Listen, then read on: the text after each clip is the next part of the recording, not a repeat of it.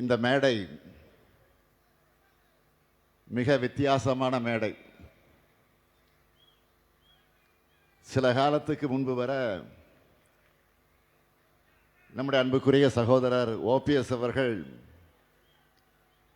இந்த மேடையில் இருப்பார்னு அவரே எதிர்பார்த்திருக்க மாட்டார்.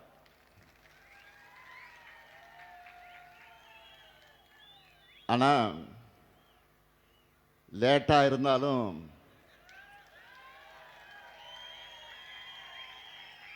மக்கள் திலகம் எம்ஜிஆர் இருந்த தாய் கழகமான திராவிட முன்னேற்ற கழகத்திற்குத்தான் திரும்பி இருக்கிறார்.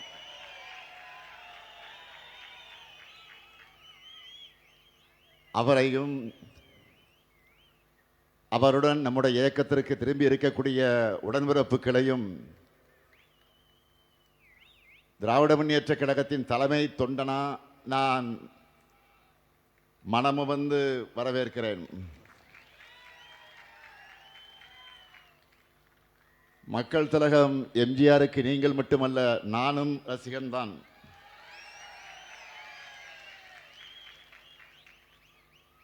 கழகம் எம்ஜிஆரை வளர்த்தது, அவரும் கழகத்தை வளர்த்தார்.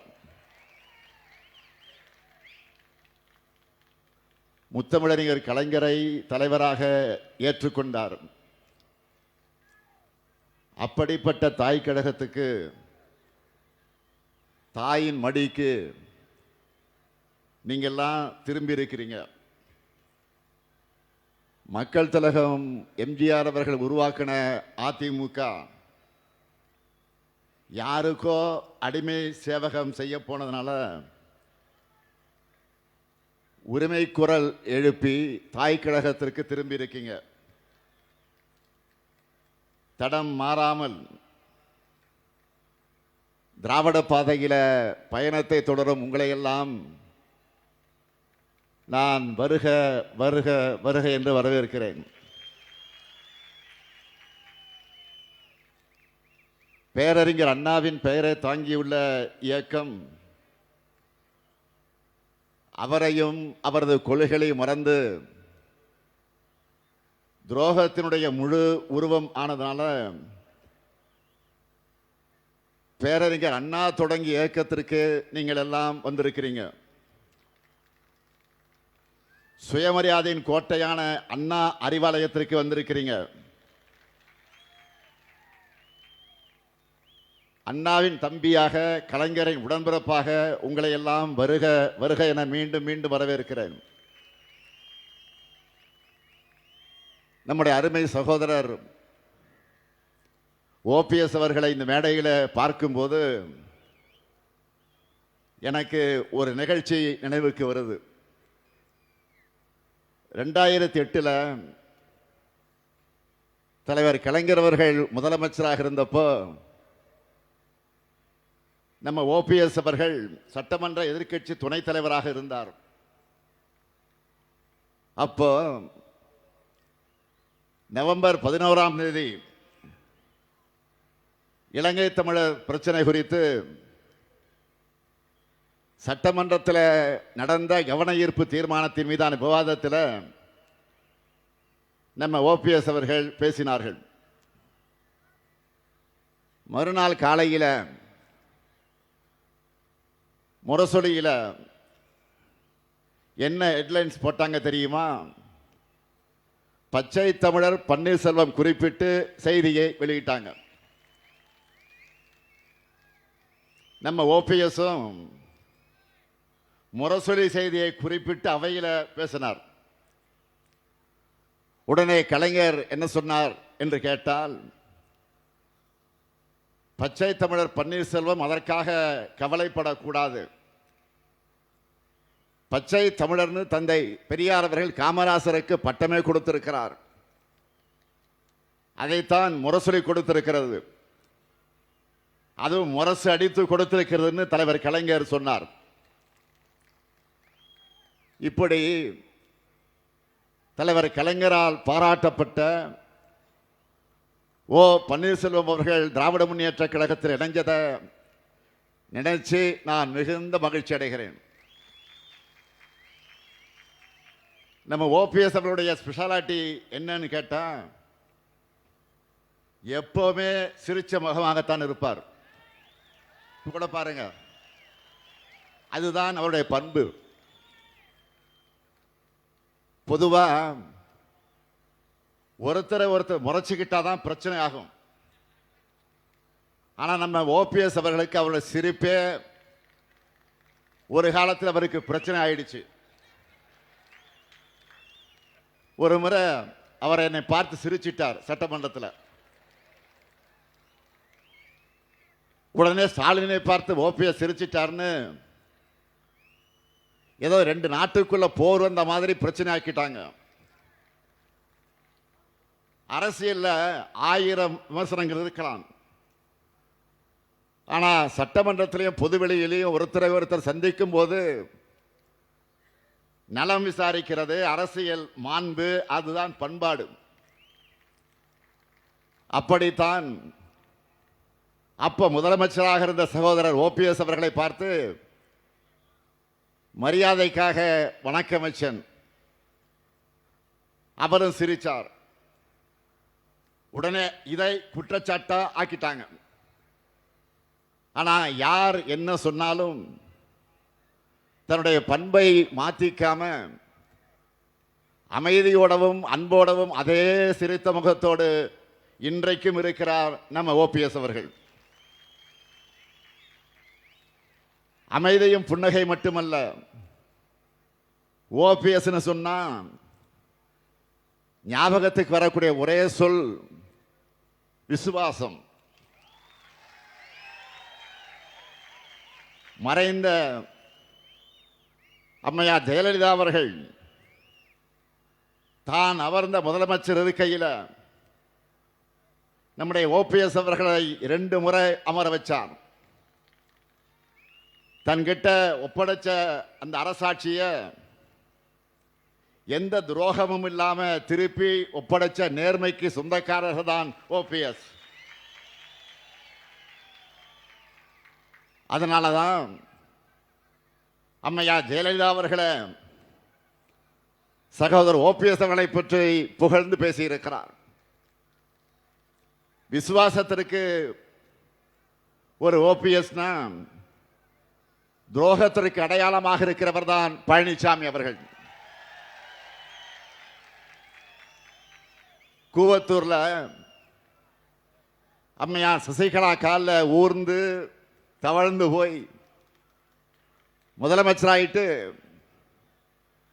அந்த அம்மையாரை நோக்கிய நீ எனக்கு பதவி வாங்கி தந்தாயா என்று ஒருமையிலே கேட்டவர் தான் பழனிசாமி அவர்கள்.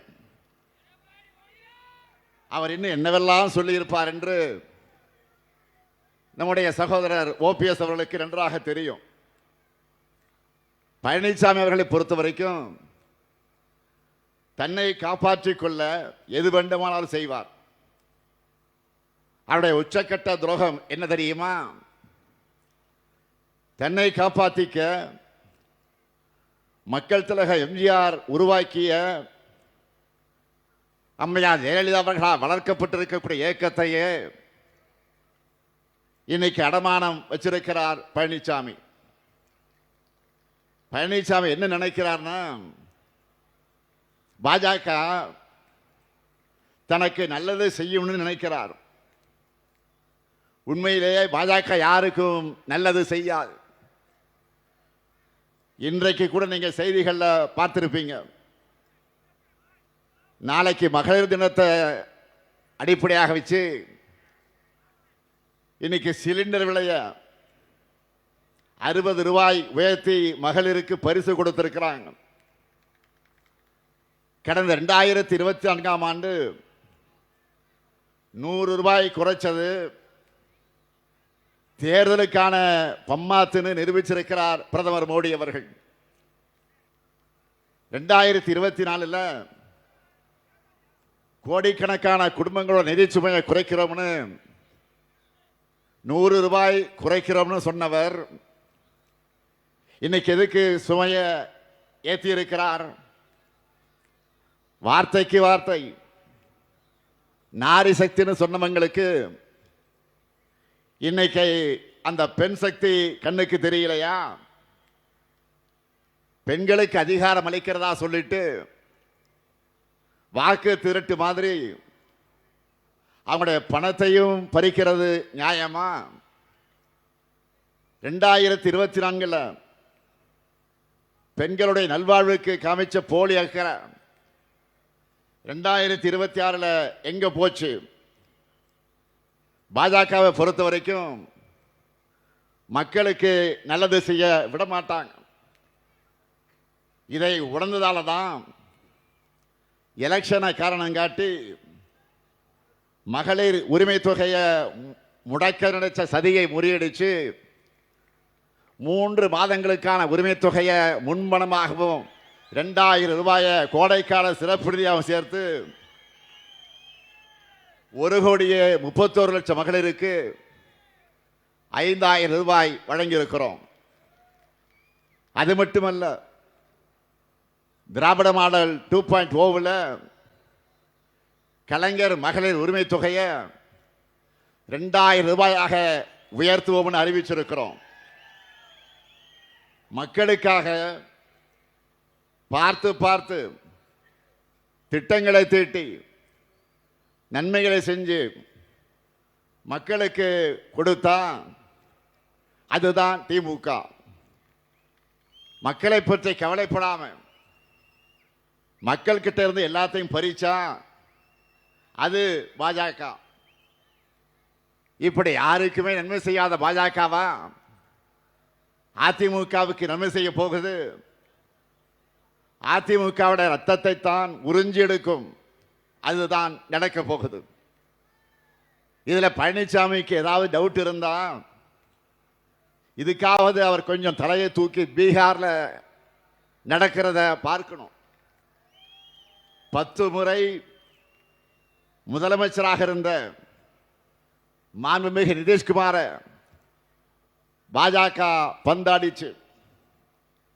பீகார்ல நிதிஷ்குமார் அவருடைய ஐக்கிய ஜனதாதள தலைமையில் நடக்கிற என்டிஏ ஆட்சியில் ஐக்கிய ஜனதாதளத்தினுடைய தலைவர் நிதிஷ்குமார் பொறுப்பை, முதலமைச்சர் பொறுப்பை ராஜினாமா செஞ்சுட்டு இன்றைக்கு மாநிலங்களவை எம்பியாக போகிறார்.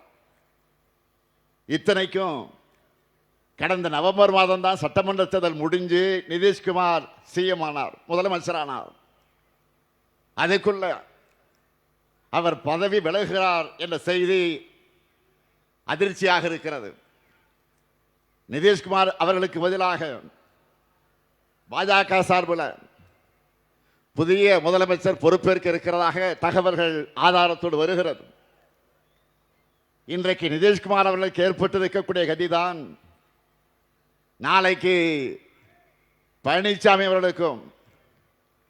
அதுக்கு அவர் முதல்ல வெற்றி பெறணும்னு நீங்க நினைக்கிறது எனக்கு கேட்குது. எனக்கு கிடைச்ச தகவல் படி அதிமுகவில் பழனிசாமி அவர்களுக்கு பதிலாக ஆல்ரெடி வேறு ஒருவரை பொதுச் செயலாளராக பாஜக தேர்ந்தெடுத்து வச்சிருக்கு. பழனிசாமி அவர்களை இந்த தேர்தல் வரைக்கும் தான் பாஜக வச்சிருக்கும். பிறகு அவரையே தூக்கி விடுவாங்க. அதுதான் நடக்க போகுது. ஒருவேளை பாஜக கூட கூட்டணி வைக்க மறுத்திருந்தா இப்பவே மாற்றியிருப்பாங்க. அந்த அளவுக்கு அதிமுக பாஜகவுடைய கண்ட்ரோலுக்கு போயிடுச்சு. அதிமுக தொண்டர்களுடைய வாக்குகளை வாங்கி தன்னை வளர்த்துக்க பாஜக போட்டிருக்கக்கூடிய திட்டத்திற்கு துணை போயிருக்கிறார் திருவாளர் பழனிசாமி அவர்கள். என்டிஏ சார்பில் இப்போ நடைபெறக்கூடிய தேர்தலுக்கான கூட்டங்களை பார்க்குறீங்க. அதை கவனிச்சிருந்தீங்கன்னா நல்லா உங்களுக்கே புரியும். அதிமுக கூட்டணின்னு சொல்ல மாட்டாங்க, என்டிஏ கூட்டணி தான் சொல்லுவாங்க. ஏன் பிரதமர் மோடியே அதிமுக பெயரையே சொல்ல மாட்டார். 2 விரல் காட்ட படத்தை கூட மாத்திடுவாங்க. இந்த பேட்டர்ன்களெல்லாம் கவனிச்சா மகாராஷ்டிராவில் சிவசேனாவுக்கு நடந்த மாதிரி பீகார்ல நிதிஷ்குமாருக்கு நடக்கிற மாதிரி தான் தமிழ்நாட்டில் பழனிசாமி அவர்களுக்கு நடக்க போகுது. இதையெல்லாம் முன்கூட்டியே சரியா கணிச்ச காரணத்தால தான் மக்கள் தலைவர் எம்ஜிஆர் பாதையில் உண்மையான திராவிட இயக்கத்திற்கு திரும்ப வேண்டும் என்று முடிவெடுத்து அதிமுக உண்மை தொண்டர்கள் எல்லாம் தாய் கழகமான திராவிட முன்னேற்ற கழகத்திற்கு வந்திருக்கிறார்கள். நீங்கள் மட்டுமல்ல, இன்னும் ஏராளமானோர் வந்துகிட்டு இருக்கிறாங்க. தென் மாவட்டங்களில் போதுமான அளவு வளர்ச்சி இல்லைன்னு பொதுவாக இங்கே இருக்கக்கூடிய மக்கள் கிட்ட ஒரு குறை இருக்கும். கடந்த 5 ஆண்டுகளில் அந்த நிலையை மொத்தமாக நாம் மாற்றி இருக்கிறோம். இன்னைக்கு கூட கலெக்டர்கிட்ட, மாவட்ட ஆட்சித்தலைவர்கிட்ட கேட்டேன். மதுரைக்கு மட்டும் 6000 கோடி ரூபாய்க்கு மேலே சிறப்பு உட்கட்டமைப்பு திட்டங்களை நம்ம ஆட்சியில் ஏற்படுத்தி கொடுத்திருக்கிறோம்னு ஒரு பெரிய நம்பரை சொன்னார். மதுரையில் இருக்கக்கூடிய ஒவ்வொரு குடும்பத்திலையும் நம்ம அரசினுடைய திட்டங்களால் பயனடையக்கூடிய மக்கள் இருக்காங்கன்னு சொன்னார். அறிவு வளர்ச்சிக்காக கலைஞர் நூற்றாண்டு நூலகம், ஜல்லிக்கட்டுக்காக கலைஞர் நூற்றாண்டு ஏறுதழுதல் அரங்கம், தமிழருடைய தொன்மையாக அடையாளமாக இருக்கக்கூடிய கீழடி அருங்காட்சியகம், புறநகர் அருங்காட்சியகம், போக்குவரத்து நெரிசலை குறைக்க வீரவங்க வேலு நாச்சியார் மேம்பாலம், சமீபத்திய நேதாஜி சுபாஷ் சந்திரபோஸ் மேம்பாலம், இதே திருமங்கலத்தில் வீரபாண்டிய கட்டபொம்மன் சாலை மேம்பாலம்னு உங்களுடைய நீண்டகால கோரிக்கையெல்லாம் நிறைவேற்றப்பட்டிருக்கு. அது மட்டும் இல்லாமல் கோயில் நகரமாக இருக்கக்கூடிய மதுரை ஐடி செக்டாரிலையும் வளர்ச்சியை காண்பதற்காக தென் மாவட்ட இளைஞர்களுடைய வேலைவாய்ப்புக்காக மாட்டுத்தவணையில் டைடல் பார்க், மிகப்பெரிய டைடல் பார்க் சுமார் 300 கோடி ரூபாய் செலவில் கட்டப்பட்டு விரைவில் திறக்கப்படவிருக்கிறது. போன மாதம் கூட நான் மதுரைக்கு வந்தேன். 11 லட்சம் மக்கள் பயனடையக்கூடிய கூட்டு குடிநீர் திட்டத்தை தொடங்கி வச்சேன். எல்காட் நிறுவன கட்டடம், வண்டியூர் புதுப்பிக்கப்பட்ட பூங்கா என பல திட்டங்களை திறந்து வச்சிருக்கிறோம். மதுரையில் கடந்த டிசம்பர் மாதத்தில் முதலீட்டாளர் மாநாடு நடத்தி 36,660 கோடி ரூபாய்க்கு முதலீடுகளை உறுதி செஞ்சிருக்கிறோம். நெல்லையில் டாடா சோலார் நிறுவனத்தை திறந்து வச்சிருக்கிறேன். முத்து நகரான தூத்துக்குடியில் நியூ டைடல் பூங்காவையும் திறந்து வச்சிருக்கிறேன். பெருமையோடு சொல்றேன், இப்படி இன்னும் நிறைய பணிகளை தென் மாவட்டங்களை ஒட்டுமொத்த வளர்ச்சிக்காக செஞ்சிருக்கிறோம். அவ்வளவு பெரிய லிஸ்ட் என்னிடத்தில் இருக்கு. அடுத்து நாம தான் இன்னும் செய்ய போறோம். கடந்த வாரம் பிரதமர் மோடி அவர்கள் மதுரை வந்தார, அவரால் இது போல ஏதாவது சொல்ல முடிஞ்சதா? 5 ஆண்டு கால நாம இத்தனை பெரிய திட்டங்களை முடிச்சிருக்கிறோம்.